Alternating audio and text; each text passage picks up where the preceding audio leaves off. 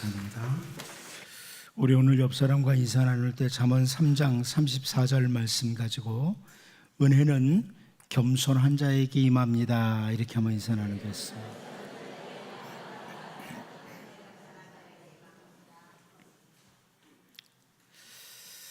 바울 사도가 설명하는 우리 주 예수 그리스도의 겸손, 예수님의 겸손을 우리가 잘 알고 있습니다. 바울 사도는 빌립보서 2장 6절에서 이렇게 설명합니다.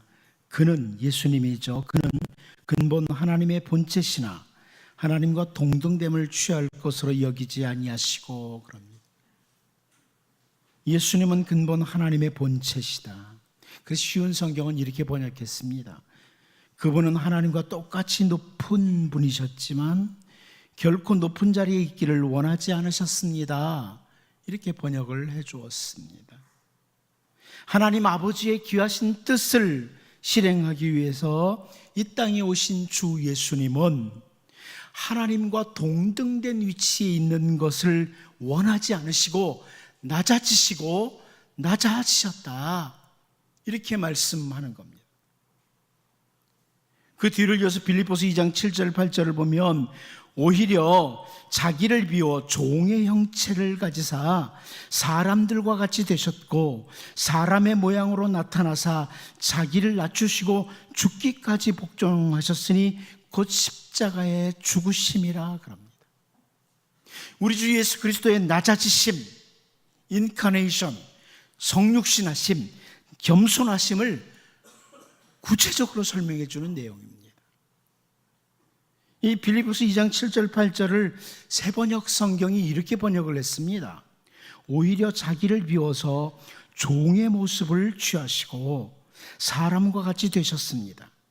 그는 사람의 모양으로 나타나셔서 자기를 낮추시고 죽기까지 순종하셨으니 그 십자가에 죽기까지 하셨습니다. 하나님과 똑같이 높고 존귀하신 그 주 예수님께서 종의 모습, 그리고 피조물인 우리 사람들과 같이 되셨다. 더 나아가서 십자가에서 대속의 죽음을 죽으시기까지 성부 하나님의 귀하신 뜻을 순종하셨던 그 주 예수님의 낮아지심, 그 주 예수님의 겸손하심, 이것을 바울 사도가 강조하는 내용입니다. 사실 바울 사도도요, 처음에 메시아이신 이분이 낮아지셨다, 십자가에 죽으셨다, 도무지 이해가 되지 않았습니다. 메시아, 하나님의 아들, 그분이 이렇게 낮아지신다, 십자가에 죽기까지 낮아지신다, 이것을 바울 사도가 이해할 수가 없었습니다. 물론 예수님과 3년 동안이나 동행을 했던 제자들도 마찬가지로 낮아지시는 주님을 이해할 수가 없었어요. 어떻게 메시아가 오시면 이렇게 낮아지시나 이해하지를 못했던 겁니다. 그런데 주님은 그 당시에 높아지기만을 참 좋아했던 제자들에게 우리가 너무나 잘 아는 말씀 마태복음 20장 28절을 통해서 인자가 온 것은 섬김을 받으려 함이 아니라 도리어 섬기려 하고 자기 목숨을 많은 사람의 대속물로 주려 함이니라, 이렇게 말씀을 하십니다. 에덴 동산에서 아담과 하와가 하나님과 같이 되고자 하는 교만으로 죄가 시작됐습니다. 저 선악을 알게 하는 나무의 열매를 먹으면 우리의 눈이 밝아져서 하나님과 같이 된대. 이런 마음, 이 교만한 마음과 함께 죄가 이 땅에 들어왔습니다. 그런데 우리 주님은 반대로 낮아지신 지극히 겸손하신 주 예수님으로 이 땅에 오신 것입니다. 그리고 그 주 예수님께서는 오늘 우리들 하나님의 종으로 살아가는, 주님의 종으로 살아가는 우리들에게 우리가 아무리 하나님의 뜻을 따라 최선을 다했다고 할지라도 겸손해야 된다, 이것을 강조하시면서 누가복음 17장 10절에서 이런 말씀을 하십니다. 이와 같이 너희도 명령받은 것을 다 행한 후에 이르기를 우리는 무익한 종이라 우리가 하여야 할 일을 한 것뿐이라 할지니라, 이렇게 말씀을 하십니다. 이와 같이 너희도 명령받은 것을 다 행한 후에, 사실 저는 이 말씀에서 걸립니다. 이와 같이 너희도 명령받은 것을 다 행한 후에, 가만히 돌아보니까 하나님이 내게 말씀하신 것들을 제대로 행하지도 못했어요. 그런데 이와 같이 너희도 명령받은 것을 다 행한 후에, 그 후에 뭐라고 말하느냐? 우리는 무익한 종입니다. 우리가 해야 될 일을 한 것뿐입니다. 이런 겸손을 요구하시는 겁니다. 여러분, 겸손한 자들, 성경에 보면 겸손한 자들에게 오는 복에 대해서 참 많이 말씀해요. 겸손한 자에게 하나님의 복이 임한다, 이런 표현들이 상당히 많이 있지만 제가 한 곳만 좀 보고 싶습니다. 이사야 57장 15절 말씀을 보면 이런 말씀을 선지자 이사야를 통해서 해주시죠. 지극히 존귀하며 영원히 거하시며 거룩하다 이름하는 이가 이와 같이 말씀하시되 내가 높고 거룩한 곳에 있으며 또한 통회하고 마음이 겸손한 자와 함께 있나니 이는 겸손한 자의 영을 소생시키며 통회하는 자의 마음을 소생시키려 함이라. 세상에서 가장 큰 복이 뭘까요? 세상에서 가장 큰 복은 온 세상을 지으신 그 창조주 하나님, 그리고 오늘도 온 세상을 친히 다스리시는 그 통치자 하나님이 함께 계신다. 이것이 가장 큰 복입니다. 하나님이 나와 함께 계신다, 임마누엘, 이것은 가장 큰 복이에요.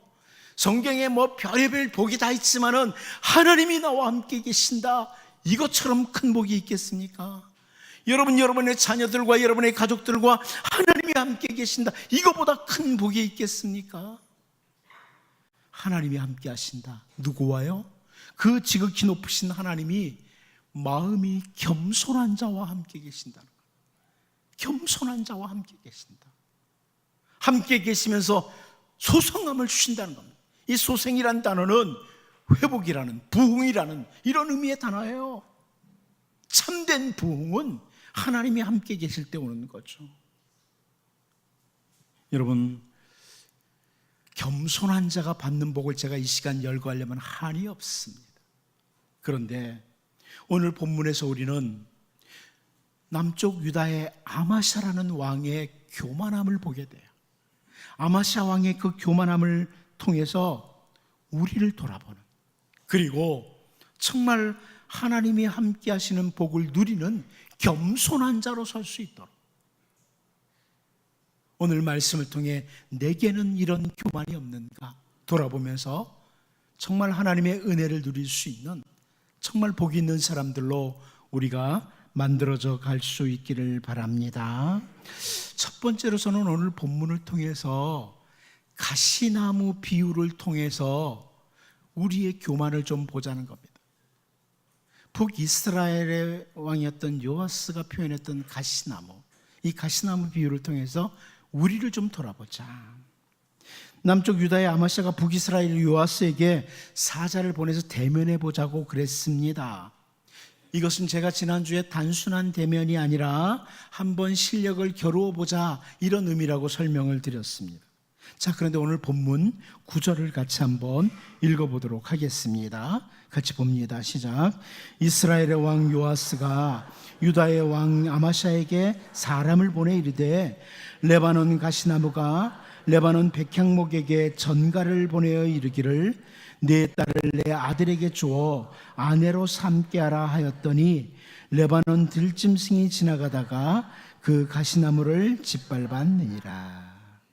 북이스라엘 왕 요아스가 가시나무의 비유를 들면서 이 교만에 빠진 아마샤를 빗대어서 설명을 해주는 거죠. 교만한 아마샤를 빗대어서 설명합니다. 별로 쓸모없는 나무, 가시나무. 우리나라에 있는 무슨 어떤 가시가 달린 이런 나무와 다릅니다.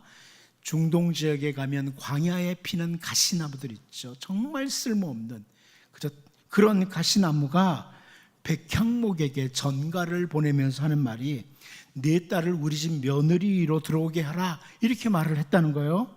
근데 마침 들짐승이 지나가다가 그 가시나무를 다 짓밟아 버렸다. 이런 우화예요. 가시나무가 자기가 괜찮은 줄 알고, 자기가 대단한 줄 알고, 야, 네 백향목에 네 며느리 나한테 보내라, 이렇게 말했다는 거예요. 우리 집 며느리로 삼자고. 그런데 들짐승이 다 짓밟아 버렸다. 저는 이 북이스라엘의 요아스가 말하는 가시나무 비유를 보면서, 물론 이 비유는 남쪽 유다의 왕 아마샤에게 딱 지적하는 내용이에요. 너 교만하지 말아라. 가시나무 주제에 교만하지 말아라. 이 표현을 보면서 저를 바라보고요, 오늘 우리들을 바라보게 된다고 저는 생각을 해요. 사실은 이 말씀 속에서 제가 보였어요. 가시나무. 무슨 말인가 하면, 남쪽 유다의 왕인 아마샤가 아무리 왕의 자리에 있다고 할지라도 사실 들짐승이 한번 짓밟고 지나가면 끝인 그런 가시나무 같은 존재인 아마샤가 교만할 이유가 하나도 없는데, 그런데 교만하다는 거죠. 교만할 이유가 하나도 없는데. 여러분, 가시나무는 가장 적절한 용도는 뭐냐면 땔감입니다. 가시나무는 땔감으로 적당해요. 그렇게 교만해질 이유가 하나도 없는 것이 가시나무예요. 교만할 이유가 없는. 사사시대에 그 기드온의 아들 요담이라고 하는 사람이 스스로 왕이 된 아비멜렉을 향해서 이 가시나무 같은 존재, 그런 비유를 들었던 것을 우리가 압니다. 요담은 그때 그 비유를 들으면서 아비멜렉을 가시나무와 같은 존재로 들면서요, 감람나무도 있고 무화과나무도 있고 포도나무도 있다. 그런데 감람나무나 무화과나무나 포도나무는 다 자기 할 일이 바쁘다는 거죠. 자기에게 주어진 일에 충실을 했다. 그런데 가시나무가 스스로 이제 왕이 되었는데, 그 가시나무가 그렇게 무가치한 자가 그렇게 교만할 이유가 없다, 이렇게 요담이 아비멜렉을 빗대어 있었단 말입니다. 가시나무는 교만할 이유가 없다는 거예요. 유다의 왕 아마샤를 가리켜서 오늘 본문에서 가시나무라고 표현하는 걸 보면서 저는 세상에 살아가는 우리네 인간들이 교만해질 이유가 하나도 없다, 이것을 확인해야 된다고 봐요. 우리는 가시나무 같은 존재, 교만해질 이유가 없다. 가시나무 같은 나를 하나님이 사용해 주시니까 한 가지 감사할 뿐입니다. 가시나무 같은 걸 사용해 주시니 감사하다. 다시 말하면 오늘 우리가 각자의 자리에 처하는 것은 하나님이 가시나무 같은 우리를 사용해 주시는 거예요. 은혜를 주셔서 사용해 주시는 거예요. 그러므로 감사할 뿐이라는 겁니다. 바울 사도는 목회자인 아들 디모데에게 디모데전서 1장 12절에서 이런 표현을 합니다. 나를 능하게 하신 그리스도 예수 우리 주께 내가 감사함은 나를 충성되이 여겨 내게 직분을 맡기심이니. 바울은 이렇게 표현합니다. 나를 능하게 하신 그리스도, 나를 가능하게 하신 그리스도, 오늘 이 시대를 살아갈 수 있도록 가능하게 하신 그리스도, 그 주님께 내가 감사합니다. 내가 원래 충성된 사람 아니다. 그런데 나를 충성되이 여기셔서 내게 직분 맡기셨다. 여러분, 오늘 우리에게 부모의 자리든 혹은 사회에서 어떤 자리든 교회에서 어떤 자리든 우리 주님이 우리에게 능력 주시고 우리를 충성되이 여기셔서 그 자리 주신 겁니다. 교만할 이유가 없다는 거예요. 바울은 심지어 디모데전서 1장 13절에서 이런 표현합니다. 내가 전에는 비방자요 박해자요 폭행자였으나 도리어 긍휼을 입은 것은 내가 믿지 아니할 때에 알지 못하고 행하였음이라 그럽니다.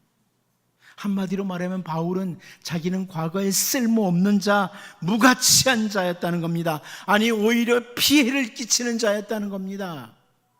그런 자기를 하나님의 능력 있게 하시고 직분을 맡겨주시되 충성되이 여기셔서 직분 맡기셨다.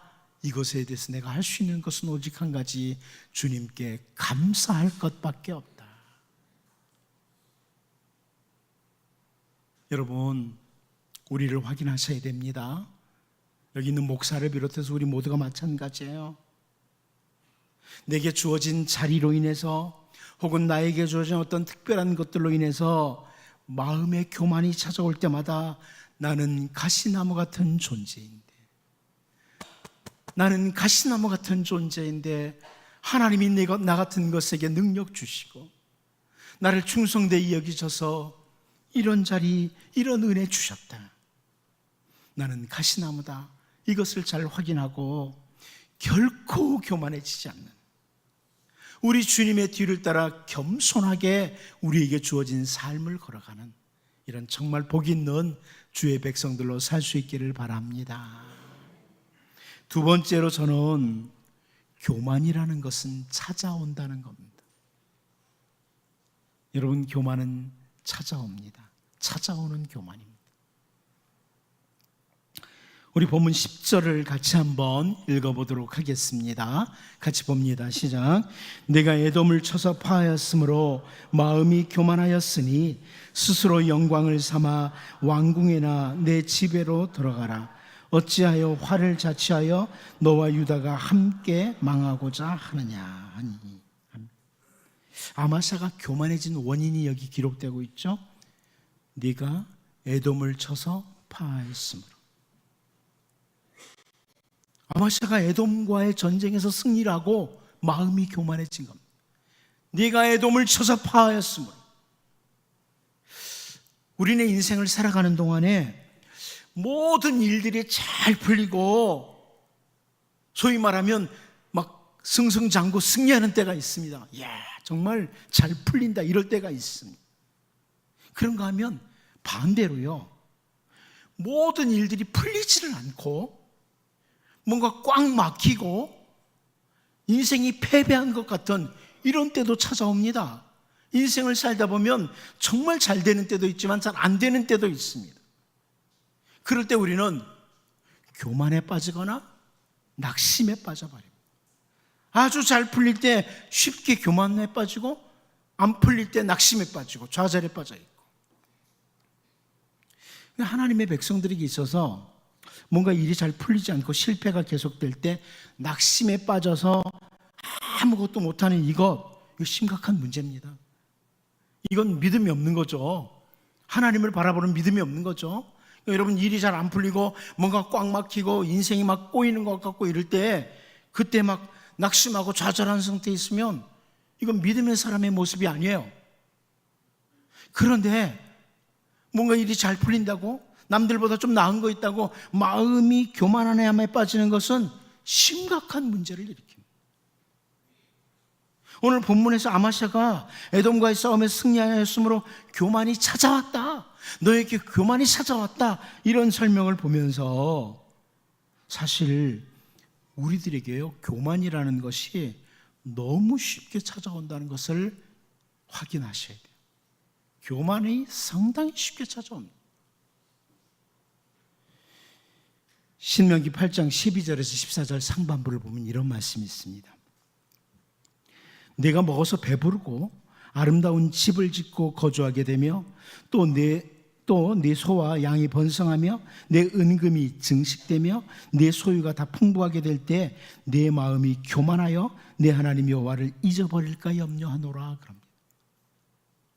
하나님께서 이스라엘 백성들에게 뭔가 풍성함을 주셨을 때 마음이 교만해서 하나님을 잊어버릴 수 있다.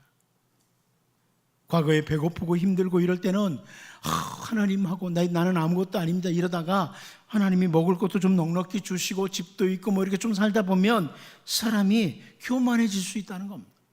이걸 지적하는 거죠. 내게 주어진 일들이 잘 풀릴 때 마음이 교만으로 가는 경우가 너무나 많기 때문에 주시는 경고의 말씀입니다.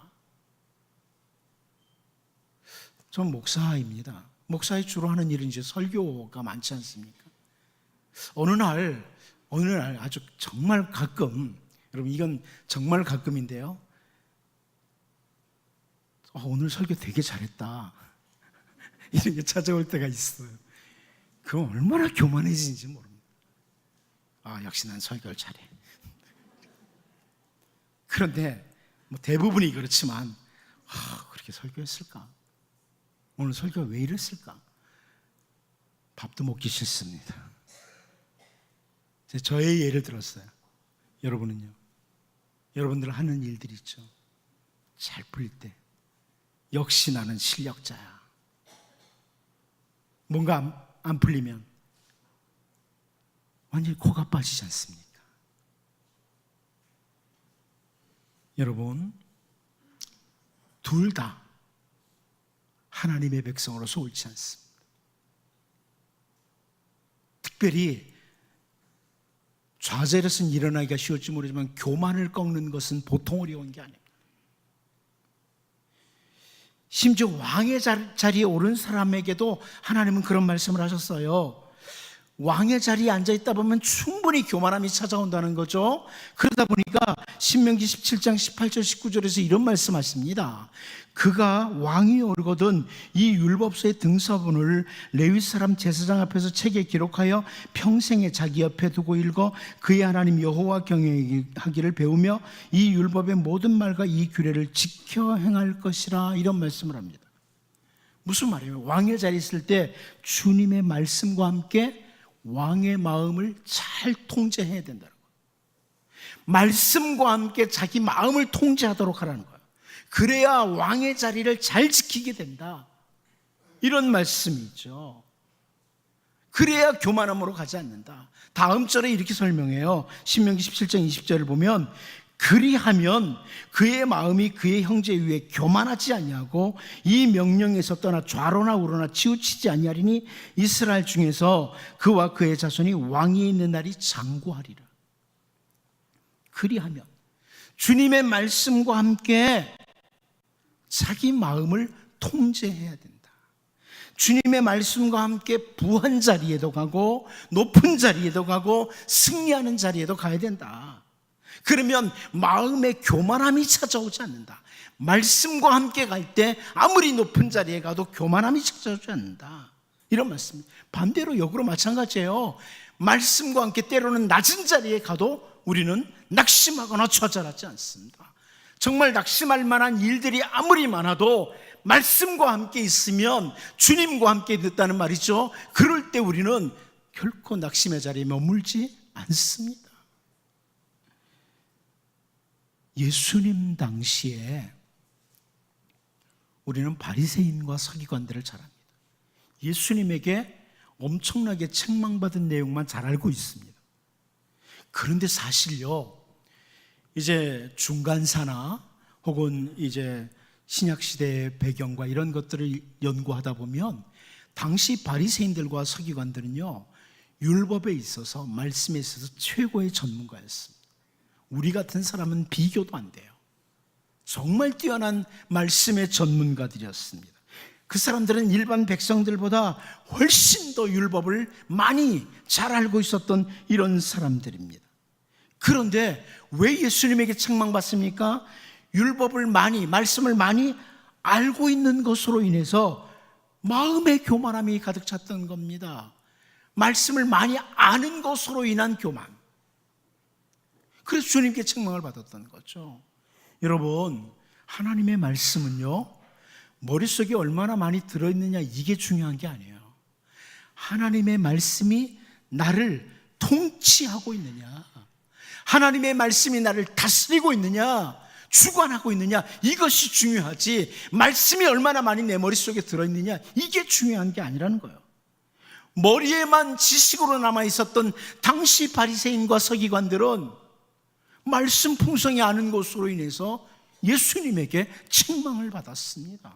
말씀은 나를 통치하도록 주신 겁니다. 말씀이 교만으로 갈 수 있다는 겁니다. 성경을 많이 하니까.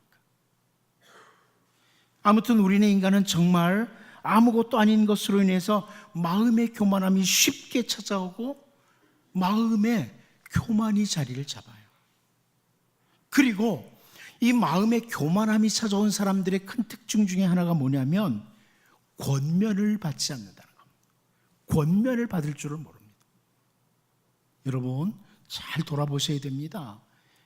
내가 하나님의 말씀으로 인한 권면을 잘 받아들이느냐, 아니면 내 나름대로 뭘 가지고 전혀 받아들이지 않느냐, 이걸 확인하셔야 돼요.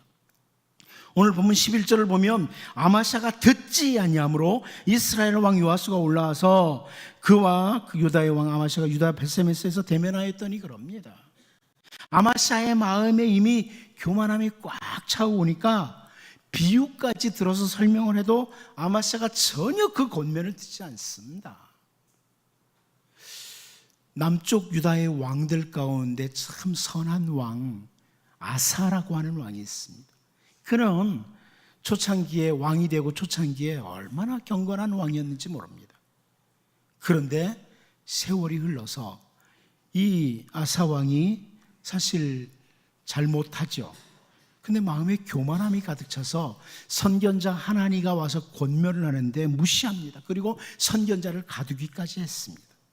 심지어 역대하 16장 12절을 보면 아사가 왕이 된 지 39년에 그의 발이 병들어 매우 위독했으나 병이 있을 때에 그가 여호와께 구하지 아니하고 의원들에게 구하였더라고요. 이 말씀이 병원에 가는 것이 잘못됐다 이런 말은 아니에요. 하나님을 놓쳐버렸다는 말씀.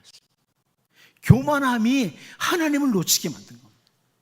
교만함이 선지자의 메시지도 말씀도 권면도 받아들이지 않고 결국 하나님을 놓치게 됐다. 여러분, 에돔과의 싸움에서 승리한 후로 그 마음의 교만이 찾아왔던 이 유다의 아마샤 왕을 보면서 교만은 누구에게나 찾아옵니다. 오늘 우리에게도 교만은 쉽게 찾아옵니다. 이거 확인하셔야 돼요. 나에게도 교만 찾아옵니다. 죄송하지만 여러분 중에 뭐 저처럼 그렇게 키가 크지 않아도 좀 작은 사람 만나면 교만해져요. 무슨 말인지 아시겠습니까? 아무것도 아닌 것이 교만의 조건이 돼요. 교만으로 가는 길이. 아마샤의 모습을 통해 우리에게 보여주는 거예요. 아마샤의 모습. 제가 여러분 얼굴 한번 쭉 돌아보면서 여러분들도 교만으로 갈 가능성이 상당히 높다. 왜냐하면 여기 미남 미녀들만 있어서 자기보다 조금 못생긴 사람만 봐도 아유 저렇게 못생겼어 이러면서 교만으로 갈 수 있다. 우리도 모르는 사이에 찾아오는 교만. 여러분 언제나 마음 통제를 잘하도록 마음 관리를 잘하는, 교만이 아니라 늘 주님 닮은 겸손으로, 그래서 하나님이 함께 하실 만한, 하나님의 복이 임할 만한 이런 마음 관리를 잘하는 복 있는 주의 백성으로 살 수 있기를 바랍니다. 마지막 한 가지 더 봅니다. 패망 앞에 오는 교만이라는 겁니다. 교만 앞에는 교만이 먼저 오고 그 다음에 패망이 온다는 거예요. 오늘 보면 12절 같이 한번 읽어보도록 하겠습니다. 같이 봅니다. 시작. 유다가 이스라엘 앞에서 패하여 각기 장막으로 도망한지라. 제가 이 12절을 히브리어 성경으로 볼 때 제일 앞에 나오는 단어가 뭐냐면 그러므로 패배하였답니다. 그러니까 히브리어는 강조할 때 제일 앞에 둔다고 제가 자주 말씀드렸어요. 그런데 첫 번째 단어가 패배하였다. 그 앞에 이제 접속사가 하나 붙어서 그러므로가 붙어 있어요. 그러므로 패배했다 이렇게 되어 있습니다. 그러므로 패배했다. 교만하던 아마샤의 나라 유다가 패배했다는 겁니다. 교만은 곧바로 패배로 가더라, 이걸 보여주는 거죠. 우리가 너무나 잘 아는 잠언 16장 18절 말씀이 있습니다. 교만은 패망의 선봉이요 거만한 마음은 넘어짐의 앞잡이이니라. 세번역 성경 이렇게 번역했습니다. 교만에는 멸망이 따르고 거만에는 파멸이 따른다. 교만한 마음 뒤에는 멸망, 패망이 따라오고 거만한 마음 뒤에는 넘어짐이 따라온다. 여러분 기억하세요. 교만은 우리들의 이야기입니다. 교만은 우리들의 이야기예요. 우리에게 교만이 찾아와요. 지금 몇몇 다른 사람들을 바라보고 있으면 안 되고 내 마음에 쉽게 찾아오는 이 교만, 이것은 멸망으로 간다. 이런 경고의 메시지예요. 예외가 없다는 말이죠. 우리가 너무나 잘 아는 에스더 6장 6절을 보면 하만이 들어오거늘 왕이 묻되 왕이 존귀하게 하기를 원하는 사람에게 어떻게 하여야 하겠느냐. 하만이 심중에 이르되 왕이 존귀하게 하기를 원하시는 자는 나 외에 누구리요 하고 그럽니다. 하만이 그래요. 왕이 높이기를 원하는 자 나밖에 누가 있겠어. 여러분 우리 잘 알죠? 그 교만한 하만의 말, 이걸 들으면서 우리는 너 조금 있으면 죽을 거야. 다 알잖아요. 하만의 패망을 다 알아요. 하만의 넘어짐이 이 말 속에서 이미 벌써 보이는 거죠.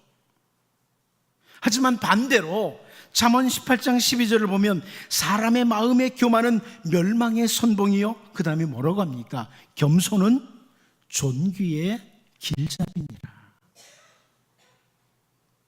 존귀 앞에는 겸손이 있다는 거예요.